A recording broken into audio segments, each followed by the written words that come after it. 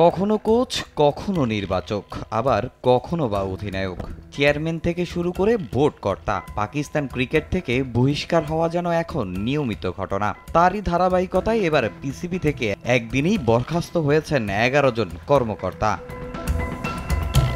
শ্রীলঙ্কায় Asia cup ব্যর্থতা দিয়ে শুরু, এরপর ওয়ানডে ও টি-20 বিশ্বকাপ। হোম কিংবা অ্যাওয়ে সিরিজ, খারাপ সময় যেন কিছুই ছাড়ছে না পাকিস্তান ক্রিকেটের। এরই মাঝে আবার বাংলাদেশের বিপক্ষে হোয়াইট ওয়াশ ওলটপালট করে দিয়েছে তাদের সবকিছু। চারদিক থেকে চলছে সমালোচনার ঝড়, ডাক উঠেছে পরিবর্তনেরও।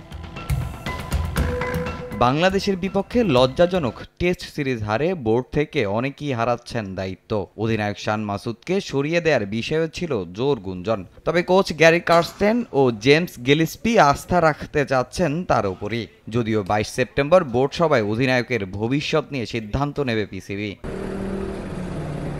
শান মাসুদ আপাতত বেঁচে গেল, চাকরি বাঁচাতে পারেননি বোর্ডের একাধিক কর্মকর্তা। বোর্ডে মোট 26 জন অ্যানালিস্টের কার্যক্রমের পরীক্ষা নেয় পিসিবি। তবে তাদের মধ্যে 11 জনকে বহিষ্কার করেছে বোর্ড। পিসিবি থেকে জানায়, বরখাস্ত হওয়া 11 জনের ভিডিও এবং ডেটা অ্যানালাইসিস পছন্দ হয়নি বোর্ড কর্তাদের, তাই তাদের দায়িত্ব থেকে সরিয়ে দেওয়া হয়েছে।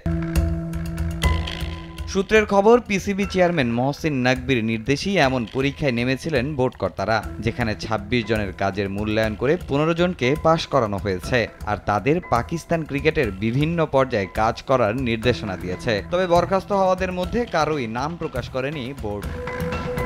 তামিম হোসেন, সময় সংবাদ।